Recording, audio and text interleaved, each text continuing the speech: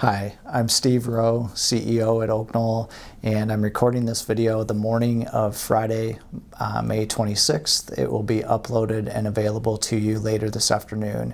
I apologize that we're a little bit later than normal this week. It has been a busy week, and the last couple of days, all of our managers have been involved in a Leadership Academy session here at Oak Knoll.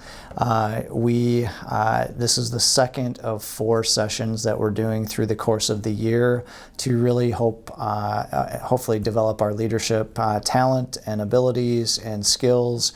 And we are working with a consultant named Julie Thorson, and Julie spent the night Wednesday night in one of our guest rooms as she led sessions for us Wednesday and Thursday. You may have seen her around as she was eating meals here at Oak Knoll while she was here. Good to have Julie doing this work with us, and hopefully you will see it pay off as we continue to grow our leadership talent here.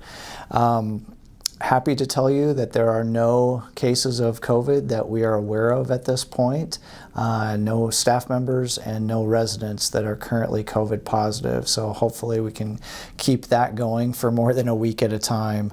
Last week's booster clinic, we did over 200 shots for residents who had signed up for the booster clinic.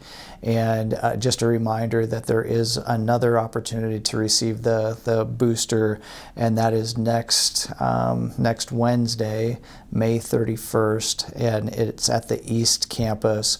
If you are interested in getting that booster, please make sure that you contact Katie Calise at the East Campus, and Katie's extension is 6800 if you're calling from internally, or 319-519-6800 if you're calling from a cell phone or outside of the Oak Knoll phone system. So again, next Wednesday, May 31st, is the second of the 2 booster clinics. Just a reminder also that on Thursday next week, President Wilson from the University of Iowa will be here at Oak Knoll doing a program. That program is at 7 o'clock next Thursday evening, and there'll be a small reception after the program. Many of you have seen the article or seen the news coverage about the expanded property tax exemption for those age 65 plus, which is almost all of our Oak Knoll population.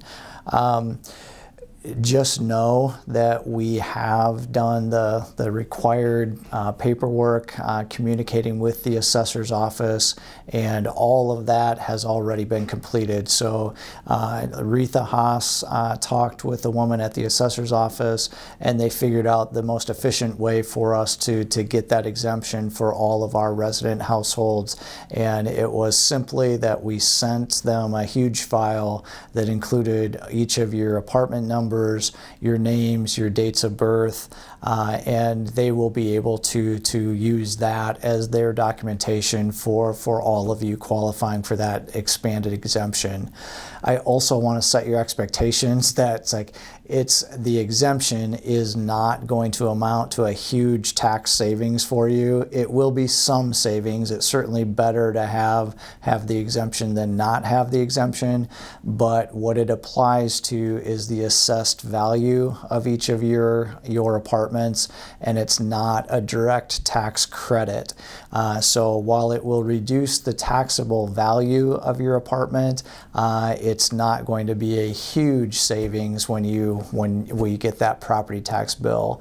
Also a reminder that this exemption we're filing prior to the July 1st deadline, which will affect the assessed valuations next January, so January of 2024, which affect property taxes the following year. So it's also something that there is not an immediate relief because of this, but we have done the required documentation and paperwork to qualify for that exemption for everybody who is age 65 plus. I think that's it for the property tax questions. And the last thing is we are headed into the Memorial Day weekend. I just want to take an opportunity to thank all of our former military members. We truly appreciate your service and your sacrifice, and want to honor you this weekend. So, take care.